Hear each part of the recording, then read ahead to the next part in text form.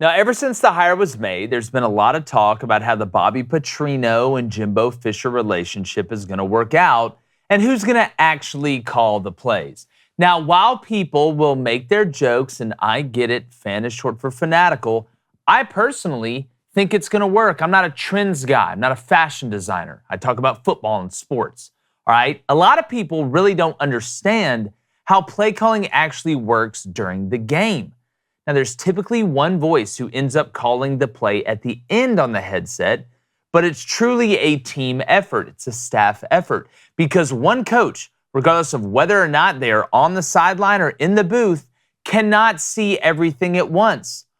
All coaches have predetermined spots where they're looking each play, and the flow of information on what is happening on all three levels is just as important as the play that gets called. Now, sometimes the head coach will dictate what type of play is called, not necessarily the specific play, whether he wants a run play, whether he wants a pass play, a certain personnel, certain formation. And this is where I think Jimbo is going to have the most effect on the eventual play call, because the situation determines the play call at the end of the day. And also at the end of the day, the head man is the head man, and what he wants, he gets. It doesn't matter what side of the ball he comes from. All right, now I've talked about on multiple occasions the difference in being a coordinator as opposed to a head coach. And this is absolutely Bobby Petrino's bag as an offensive coordinator. It's like being a chef if you only cooked your best meal. An offense is Bobby Petrino's best meal because the best play callers call plays to set up other plays. Why do you think guys like Lane Kiffin can throw the clipboard up half a second after the snap before the play's even developed? It's because they set your ass up 3 plays ago for this play. Now, Petrino also understands how to make you cover every blade of grass out of multiple formations, and I think he does a really good job of grouping personnels to make you fall for the tendencies that your spreadsheet showed you. Defensive coordinators, offensive coordinators, they look at tendencies and make adjustments. Now, he has more counters than a house full of kitchens. He'll also give you the same look with different outcomes that are built in. That's a long way of saying he makes you believe what you are seeing, and even if you do your homework, you're probably going to get the answer wrong on the test. That's why it's so frustrating. Now, in Bobby Petrino's career, his offensives have averaged over at least 400 yards in 16 out of 20 seasons and 30 points per game in 15 out of 20 seasons. His offenses have gone over the 500-yard and 40-point threshold over 8 times collectively, and his quarterback development skills are also elite. He's tutored the Brahms, Lamar Jacksons, and every style of quarterback out there, so he has no problem adjusting to his personnel behind center. Now look, A&M's probably not going to win the West or be the 10-win team this year that A&M fans want so badly, but he could be just the guy the Aggies need to get ready for their breakout year in 2024. Because laugh all you want, make all the jokes you want, eventually it's coming. Guys, you tired of wasting your money on testosterone booster products that don't work? Yes. Disgusting. I don't blame you. I'd be super pissed too. And we all know you get lower T the older you get. It's just part of it, right? Tell me about your tea. Tell me about your tea. That's why our sponsor, Nugenix Total Tea, lets you try before you buy. How about that? And you can get a complimentary sample when you text 231-231 and you enter the keyword Crain. All right, 231-231 is the number, and you enter Crain, C-R-A-I-N. All right, I'm getting older. I had less energy than I used to. Started taking Nugenix. Now I hop out the bed like I'm possessed. All right, that's the best way I can put it. And trying it before you buy it, it works. You can keep using it. If not, keep the sample. You've got absolutely nothing to lose, but you could gain energy, muscle, drive, and even more passion. Let's be real. Maybe you lost a little bit. Maybe you lost a little bit off the fastball. All right, you want to get back in there. You're locating a lot more now. It's a lot more location. You're more Greg Maddux than Randy Johnson. You want to get back to Randy Johnson. All right, get your complimentary sample when you text 231-231 and enter keyword Crain. Blaine, you've used it. Look, obviously exploded. You can feel the difference. You can feel the difference just from an energy standpoint, and that's what you need. You hop out of the bed possessed, then you stay on demon time. Yeah. That's how it works. Choose violence. The funny thing is I'm actually aging backwards now. You are. After I watched that one movie with Brad Pitt, the one. Benjamin Button? No, Moneyball. I started aging backwards. But I still take Nugenix. I thought you said your name was just aging because backwards. I like it. Just because I like it. Okay, that's why I take it. I love that. I am aging backwards, but still got the tea in order. That's crazy. I totally guessed the wrong movie. So get your complimentary bottle of Nugenix Total Tea when you text 231-231 and enter keyword Crain. And if you text now, you'll get a bottle of Nugenix Thermo X, their newest and most powerful fat incinerator ever, with key ingredients to help you lose weight fast and get lean even faster. Because that bad weight is out of here, mister. Slide And slide. Absolutely free. 231-231. Enter keyword Crain. Texting enrolls you into recurring automated text messages. That was on the teleprompter, not me.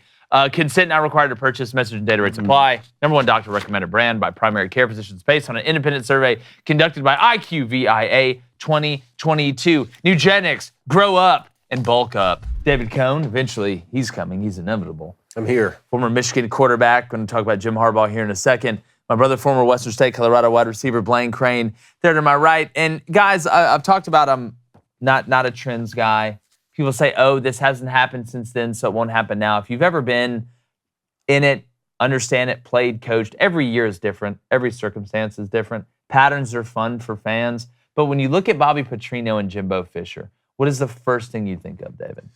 Well, I think that it's going to be a one-year experiment because if it goes well, I mean, Bobby Petrino at his core is a head coach. You know, that's what he wants Without to a be. doubt. So if it goes well, he's going to get another head coaching opportunity. And if it goes poorly, neither one of them may be with the Aggies next season.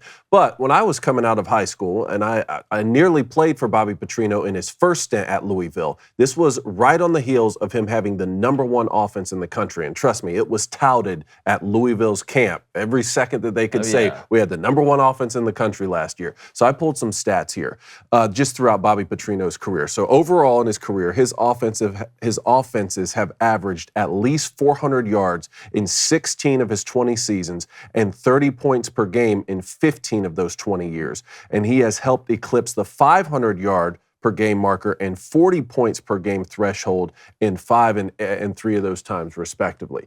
So he's obviously a very significant offensive-minded football coach. The thing that's interesting to me is that so is Jimbo Fisher. That's why Jimbo Fisher was brought in. He was supposed to be the offensive genius under Bobby Bowden at Florida State and sort of, was the heir apparent, got his chance to take over the program, recruits Jameis Winston, wins the national championship in Florida State, and then stuns everybody by leaving, taking the Texas A&M job. So now, if Bobby Petrino was hired to be the offensive coordinator for, say, someone like Nick Saban or Kirby Smart, it wouldn't be that surprising at all. Nick Saban churns through the best offensive minds in the game all the time.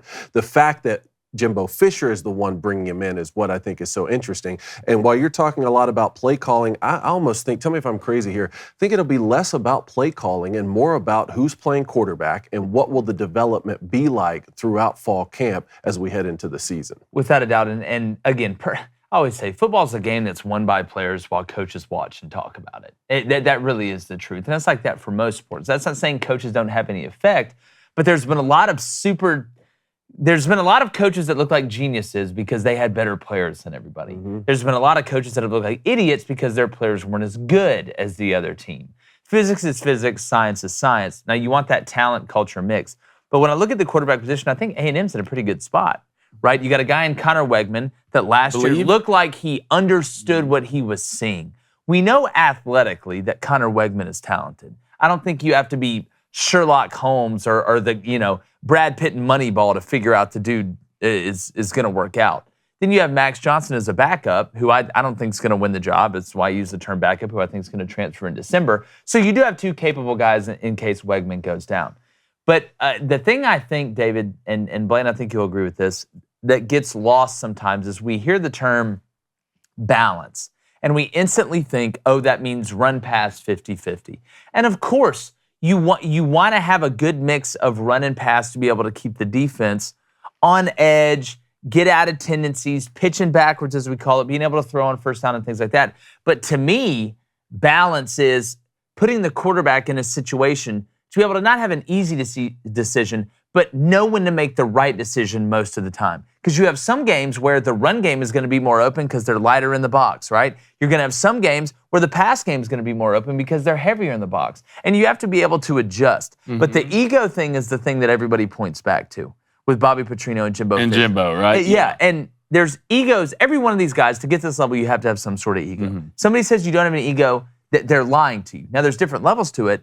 And I do think it has to go good early. That's why I think the Miami game, the first 3rd and 7 of that Miami game is going to be huge. But I don't think this is some sort of, power struggle already between Bobby P and Jimbo Fisher. If it goes bad, it's going to go bad regardless of ego. It may enhance it a little bit, but your thoughts on the whole egotistical, this isn't going to work because they both won Hall Camp. Well, you got to feel really good about Bobby coming out in that interview, the way he sounded, the way he was talking about Coach Fisher. And I don't think you'll really know until egos clash until you're on the field and the bullets are actually flying. Yeah. Right? You can be in practice, coaches will be on headsets, that's fine, everything can be smooth. But until you're on a field on a Saturday, you're down 10 going into the fourth quarter. That's really when you find out. But my question is, what do we define as working, right? Between this, as a relationship, what do we define? Is it a 10-win season? Yeah. Is it a top 10 offense? Is it averaging 30 points a game? What do we really define as working? Because I do think from offensive side, they're going to be a better football team, especially from last year. But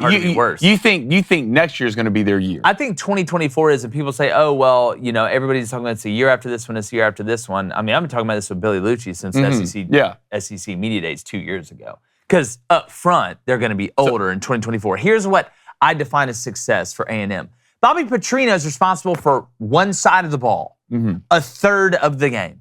Offense, you have defense, you have special teams. So to me, I'm not going to say they could win 8 games and have a top 10 offense in the country. Bobby Petrino's not going to have anything to do with the defense or the special teams. So I don't want to say, if I'm going to say overall for Jimbo Fisher, a successful season is, I think 9-3 is a big possibility. I think A&M fans I know want 10 wins. They want that big year. I get it. I totally understand it. But you waited since 1939 before we even dropped our ass into Normandy. So what's another year of waiting? And I do wonder if Bobby P, if they have a big year offensively, that's what I'm saying. Will get that head coaching job. But again, that's out of your control. We're a long way from that. Yeah. But if that happens, you have a big year offensively, they win 9 or 10 games, and then he leaves and takes a head coaching job. Is there automatically pressure on Jimbo Fisher to bring in another guy? For sure. Right? You bring in the next guy, because then you can't just sit there and be like, no, we're going to go back to me calling the plays, or at least being, in charge of them. No, I think now, though, I think your ability to go out and get another big-time offensive coordinator, because look, Bobby Petrino needs this. He was going to where, like UNLV for this, something like that. This is big for Bobby Petrino. He's on the comeback trail, right? Trying to get back to where he was at the mountaintop, right? So he needed this. This wasn't like he was Garrett Riley and Jimbo Fisher went out there and said, hey, come over to Texas A&M. You have a ton of equity built up. You're a young guy that's still grinding. I think if Bobby Petrino does well, gets that next job, what you're going to see is a lot of offensive coordinators around the country who may have not have said, listen, I don't want to get involved in this Jimbo Fisher deal. I don't want to get involved in this Texas A&M deal. Jimbo Fisher's a madman, whatever. I think they may look back and say, maybe this Jimbo Fisher thing isn't that bad of an idea, and he'll have a better chance to go get a big-time coordinator. People say, oh, well, they can pay this and they can pay that. Listen, a lot of these guys that have built up equity, they don't have to go out there and reach for the big payday right now. They're already making a lot of money, and the next move is the move before their head coaching move. So that they're gonna be very, very pinpoint and precise in how they do it. So there's so many different factors here. But the win total, I mean, what do you think, David? Like if they go 9-3 and have a big time year on offense, right? That's success for Bobby Petrino. What if they're top 10 on offense and bottom 10 in defense? He didn't have any control over that. Here's their schedule real quick. New Mexico at Miami, which we've been slating that one for a long time. That's September 9th. You got UL Monroe, Auburn at home, Arkansas neutral site, Alabama at home, at Tennessee, South Carolina at home, at Ole Miss, Mississippi State at home, Abilene Christian, and then at LSU. Probably, and you make the 8-4 jokes, it's probably going to land somewhere on 8-4. Now, you win that Arkansas game and that Auburn game, it could get weird. There's room for sneakiness in the schedule. There is. There's room for, I think you can kind of put Ole Miss and Texas A&M and kind of those two teams in the SEC. That could surprise a lot of people, but it's going to come down to what it comes down to two things is up front on both sides of the ball. A&M's going to be pretty good. And how good is your quarterback on each Saturday? And if your quarterback, that's what Bobby Petrino is going to come in and try to fix, right? Is a quarterback play. Connor Wegman showed a lot of good things, but until you see it Saturday in and Saturday out, you really don't know. Bobby gives Connor room to make mistakes, not big mistakes, but make mistakes to where you can actually come back, until win a football game. And that's just the experience of Bobby Petrino. You know, one other thing too here, maybe this works so well and Bobby Petrino says, you know what, man, this was a lot of fun. Just calling offenses. I don't have to deal with all the chaos that I've had to deal with in the past as the head coach. Got to come in here and just call the offense, and maybe they see like how great they could be next season, like you're talking about. Maybe it does turn into a 2-year thing. Well, like again, we want to know what you think. 1-855-236-3228. We got live calls today. Mondays, the line's typically jammed, so make sure you call early. It may be something, too, where maybe the job he wants isn't open. Mm-hmm. Like, does he want to go and be the head coach at he was just at Southeast Missouri State, right? Or, excuse me, Missouri State. So, like, well, his next jump, wouldn't you want to wait till that bigger job comes open? Like, do you want to go to a UL Monroe? I don't know what he wants. Situation like that. Like I wonder. Like you try and now you always run the risk of maybe it not working out as well that second year. Or that's always feel guys like that got that head coach in them. They do, but they also want that right job. They might go on an interview and say, well, look, he loves the head coach, loves Jimbo, what he does, but deep down, he didn't want to get told what to do. All right. He wants to be the one telling people what to do, where to line up, how we're going to practice, how we're going to eat. He wants to yell at people at 5:30 in the morning who's on staff. Like, there's always, like, you're always going to have that in you at the end of the day. Sure. Head coaches are head coaches. And he's not the nice, he isn't. Bobby's not the nicest guy in the world. No. Right? No, he's not. He's out here. Yeah. He's not out hard here. to be super nice and have the number one offense. He's not out here, selling baked goods. I mean, these lemon bars are amazing, but come on. I saw this guy yell at Dark Lord Cthulhu situation. I saw him yell at his own son one time at football camp. I thought his head was just going to. I got we beat his son. I got the only hit when we were 12 years old to send us to the state tournament off Bobby Petrino's son. Yeah, you've been holding out the bag, baby. We never get Bobby. Hold that L, Bobby. Hashtag never forget. Hey, YouTube, do us a favor. We are literally under 5,000 subscribers away from 100,000. We want to get there before college football kicks off on August 26th. So if you haven't, subscribe. If you have, grab somebody else to subscribe. We really appreciate it. Got some more great content coming your way.